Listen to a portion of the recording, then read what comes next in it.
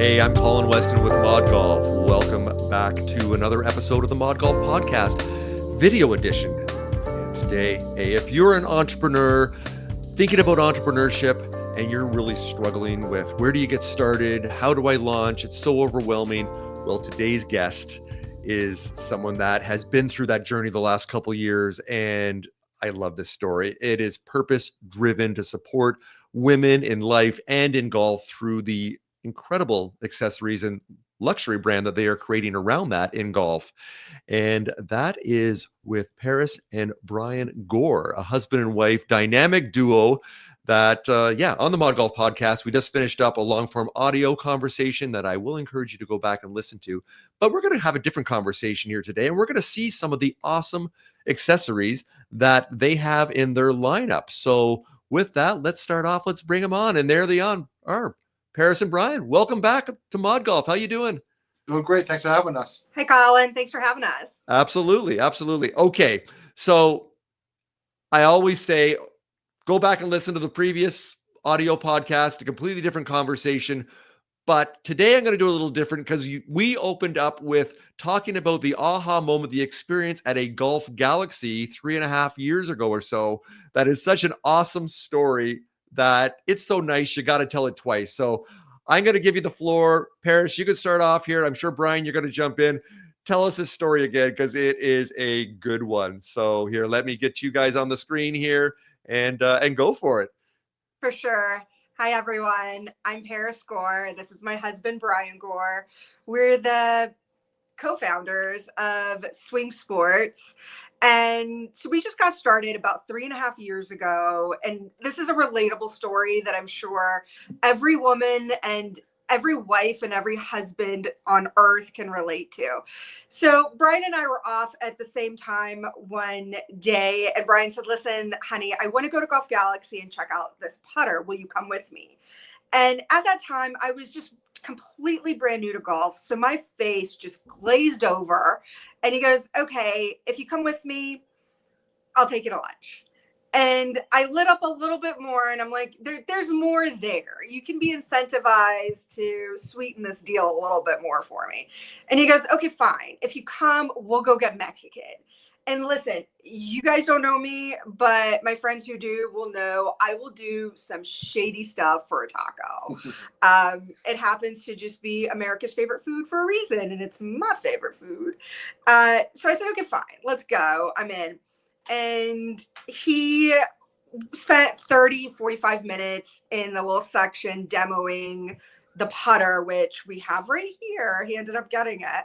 Demoing this putter for like 45 minutes. Meanwhile, I am literally walking a rut into the carpet of this little 10 by 10 section they have smack dab in the middle of the store for women. And they call it the women's section. And everything I saw, it was just apparel, and everything I saw was cut very rectangular or super short or super revealing, or it was just plain ugly. And I'm walking around, and as I'm walking around, the more time I'm spending in the section, the hotter I'm getting, because it's very evident to me at that point that these items were made for women by men who don't even like women, obviously. And there's nothing luxury or high end or nice even for women. And so I huffed my way over to where he was. And I said, you know what, honey, like, can we go now? Are you done? Like, when are you going to be done? And he looks at me and he goes, yeah, give me like 5 more minutes. Just give me 5 more minutes. I'm trying to make up my mind. And as he's saying this, out of the corner of my eye, I see something in the distance down the aisle. So I grab his little hand and I go running down the aisle. And my poor husband, his feet kicked up behind him. This little cloud of dust popped up. He looked like a cartoon character, Yosemite Sam. And he's just coming behind me, poor thing. I'm just dragging him along. And I come to a screeching halt right in front of these club head covers. I'm not going to name the brand, but it's for men and it's luxury for men because everything in golf is for men. Not impressed. And it just turned out it was just black with white piping on it.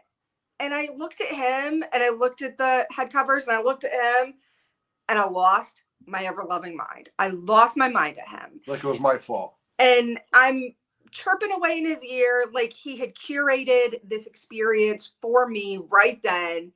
And I remember saying to him, I said, honey, why would I want to get into a sport that very obviously doesn't want me to be a part of it? And he goes, you know what? You're hangry. Let's go to lunch. Let's go. So he grabs my hand and we're walking down the aisle, walking up towards the end, the entrance of the store. And I'm chirping away in his ear, just chirping. And he stopped dead in his tracks, turned right around, looked at me and goes, you know what? If you think you can do a better job, then do it. And I said, challenge accepted, stupid. And so here we are. Off and running. I love that story. So you did take him up on that challenge accepted. I understand may have been the next morning you started to design some handbags that are not only embrace that luxury high-end Louis Vuitton Hermes feel and look to them with the materials and the aesthetic and the design and the detailing, but also very functional, because you've had, I understand, I've got a picture here of one of the first shows that you went to as far as a golf show.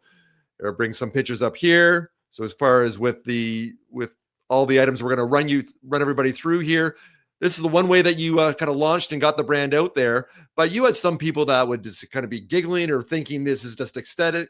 Is this really solving a problem?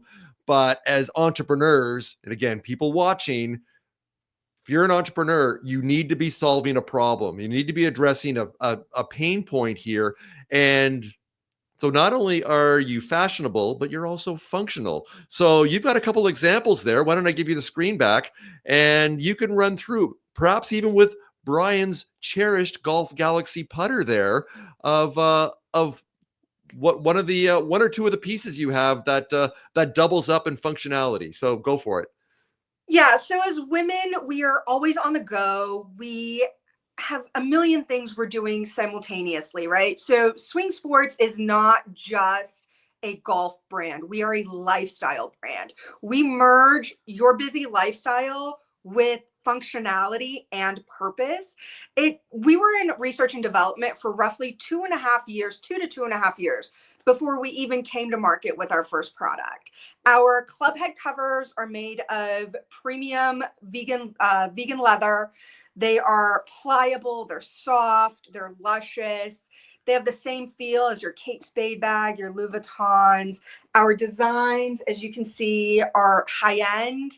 And so we really took the time to pay attention to not just the bag style, but the trim and the functionality and how it would use. They're not going to fade in the sun.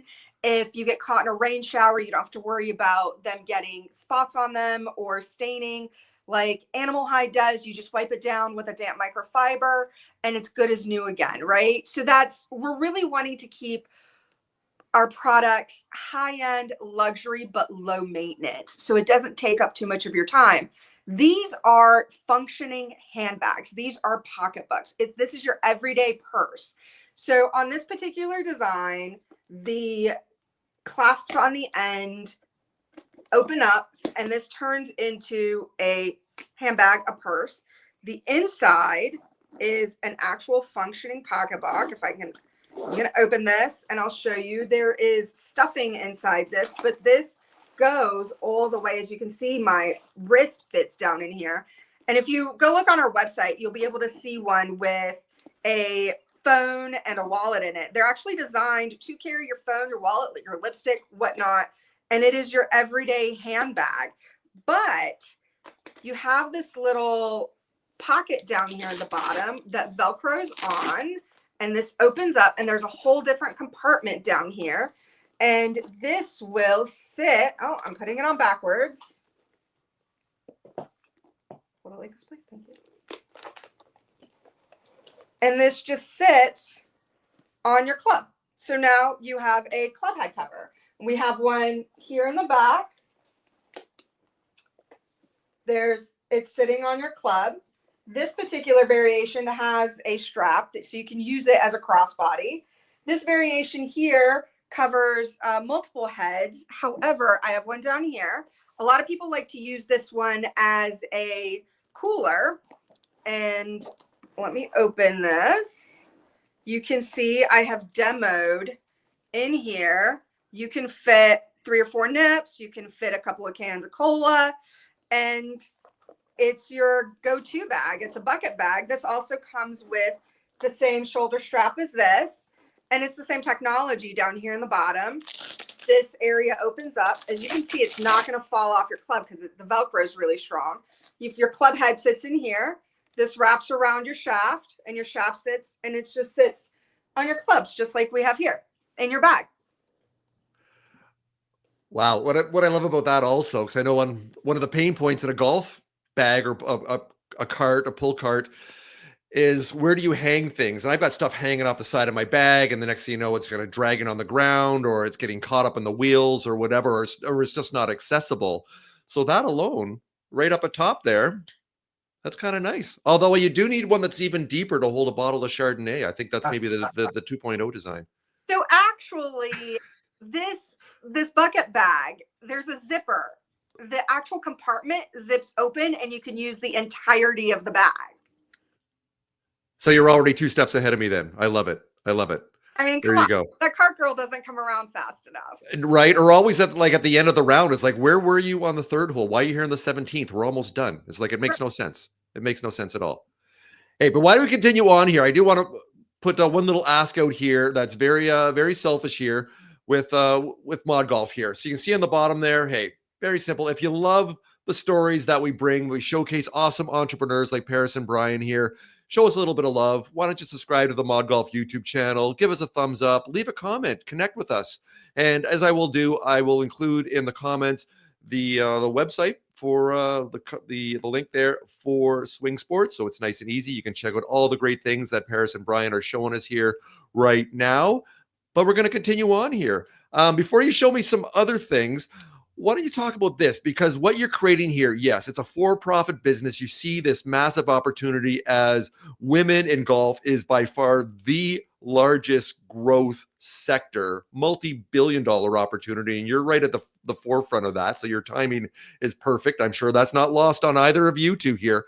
But I'd love to hear, we touched on this a little bit on the podcast, but as far as this kind of bigger purpose, your mission behind the brand and connecting with women and how that makes women feel on and off the golf course, that your accessories and your products and your brand are helping kind of amplify that confidence in that feel of luxury that connects with women. Well, I got to tell you, coming from a guy's point of view, Paras is very, very persuasive, whether it be going to lunch or buying a certain purse that she's been eyeing and giving me the opportunity to buy that for her. But also when we got into this endeavor, yes, it was a dare, but it grew to something way more. It grew to my vision of how women are viewed in the golf arena and what they really deserve, what they do not have available to them. As Paras said, walking around that 10 by 10 area, it is true throughout golf at this point that women do deserve to have products that they can have, they feel good about, that they feel good about having it, that is functional, it is stylish. It is also something that, as I've seen, women do like showing off products to other women and saying, hey, look what I have. Or another woman saying, ooh, what is that you have? I need that myself. These products are fashionable. They make the woman feel good. And golf is a very hard game, but it can be a better game when you're out there on the golf course and you feel good about yourself. You feel good about being there. And when you feel good, you play better. So we are trying to give us to women, give us an opportunity to have something they feel good about that is their own and they can feel good about. Well, you make such a great point there that the score is such a small component, and sometimes you don't even keep score. Don't focus on the results, focus on the experience, and you're helping to amplify that experience. So let's keep amplifying it here. I know over your shoulder there, Paras, you've got you've got an umbrella. So why don't you talk to us about that and also show us some of the other pieces that you have that tie into the brand identity? For sure. So I was an athlete in high school and in college as well. And every athlete knows that in order to improve, you need to be able to assess yourself and assess your own game. So playbacks, recordings and playbacks were crucial to me being able to improve my game earlier on. And I wanted to apply that to my golf game as well, because as we all know, anything a man can do, a woman can do better. And absolutely. And so being out there, my husband couldn't always come with me. And when he didn't always want to be my +1 shadow that was recording me so that I could improve my game. So I designed this phone holder that attaches actually to my walking cart, but it attaches to several other things as well. It attaches to a motorized cart. It attaches to your bicycle if you're a biker. It attaches to a stroller if you are a mom with a kid. My sister-in-law has a toddler, and she's got one of these on the stroller for her toddler, and she loves it. So what happens is your phone clamps here. This actual phone holder will rotate 360, and it tilts forward and back, so you can tilt it to be able to grab the right shot or be able to read your phone.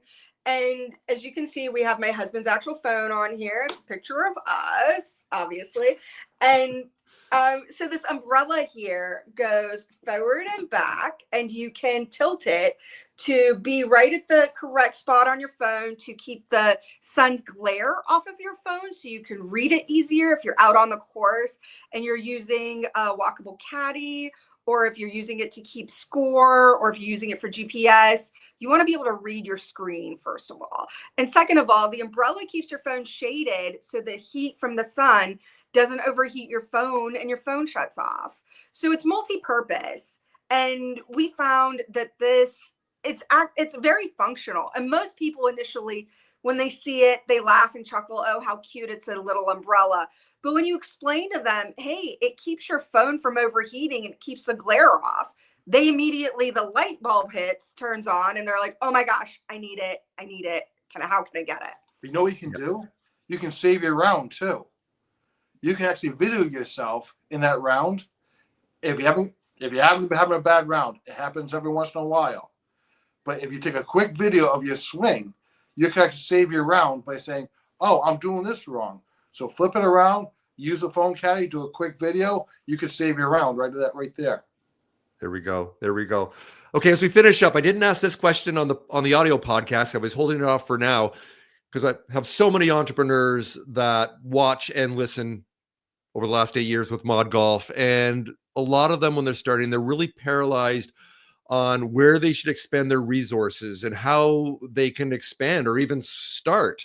So I'd love to hear all the products you have there. How do you go about designing them? What do you have skills? Do either of you have a background in design and manufacturing, or you just kind of figure this out as you go? And also, as far as the financing piece, what you can tell, do you bootstrap this? Is it friends and family? So many people struggle with this and think, oh, is it seeing what we have on Shark Tank? Is that the way you have to go? You've got to spend all your time pitching your business and getting investment and giving part of the business away rather than focusing on the business and getting customers. I know I put a lot out there, but I love to hear both of your advice, cautionary tales and success stories for you, what's worked, how you've got incrementally step by step to design and then to manufacture and then to get to where you are now. Yeah, all great questions. So I have a background in human resources, in manufacturing as well. My husband has a background in civil service.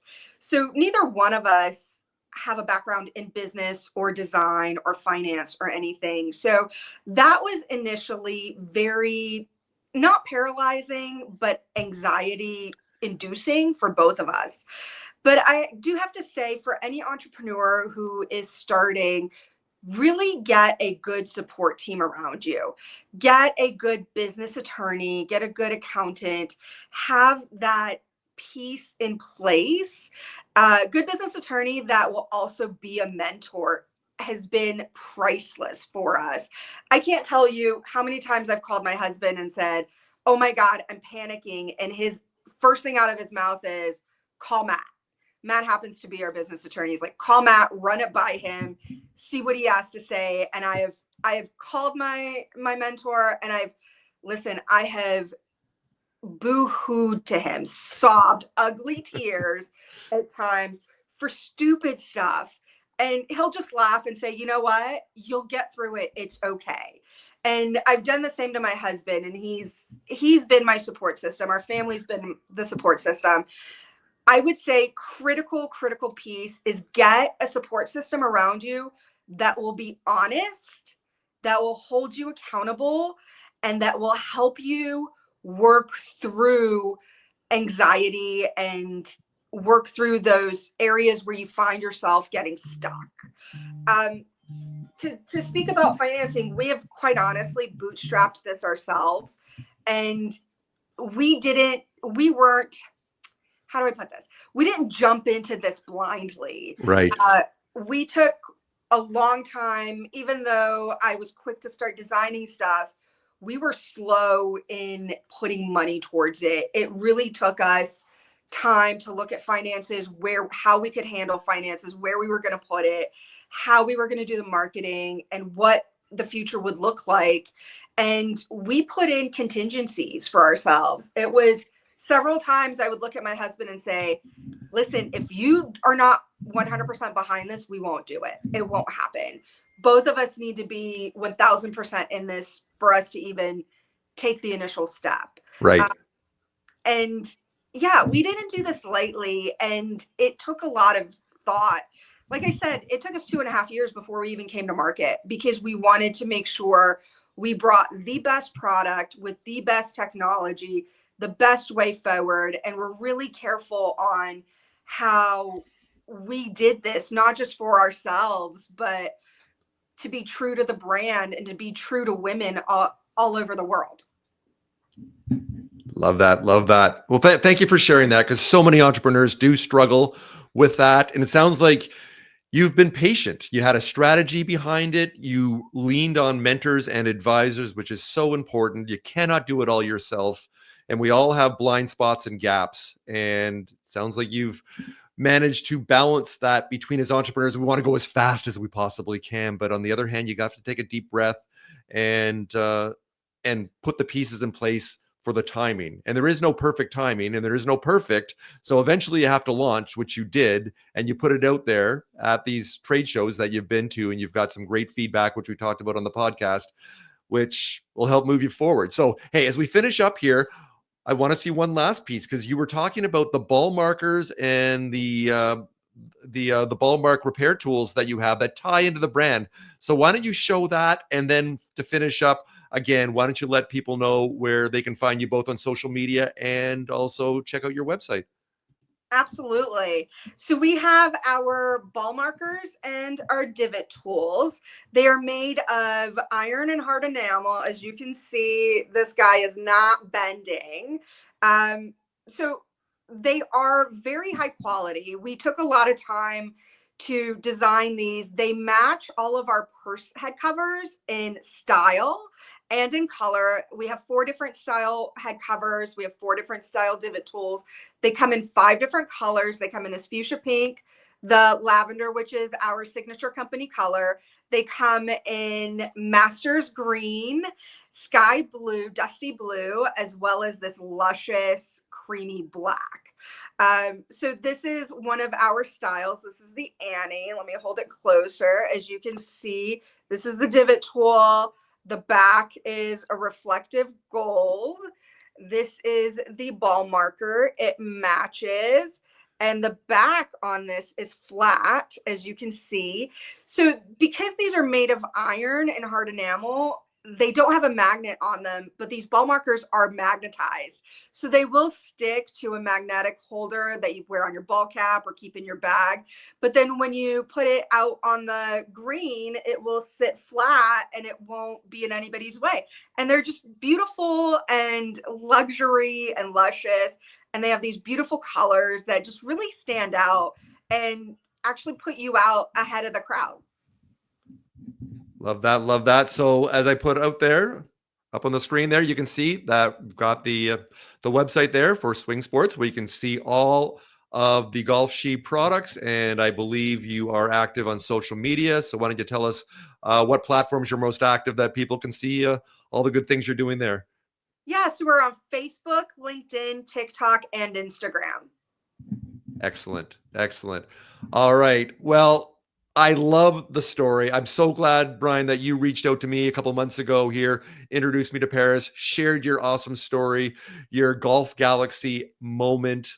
So I believe now the two of you can take some downtime, go to the backyard. You actually have your chipping net that you like to compete. That is another product that you sell with Swing Sports, and you have a death battle, and the loser always has to clean the grill afterwards. So who do you think is going to clean the grill today there, Paras?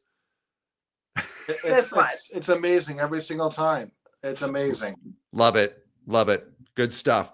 All right. Well, I want to thank the both of you for joining me, not only on the ModGolf podcast, as I mentioned, I'll keep that link down below, and also today on the ModGolf YouTube channel, for sharing your story of Swing Sports and also of Golf Sheet, all the good things you're doing, the impact that you're making, the purpose-driven community side that's so important that you're just getting started on. And I've got a feeling that this will be the first of many conversations on ModGolf. We'll have to check in a year or so to see how this trajectory that you're on keeps going up and up. So, hey, again, I want to thank both of you for joining me today on ModGolf. Thank you so much. Thank you so much for having us, Colin.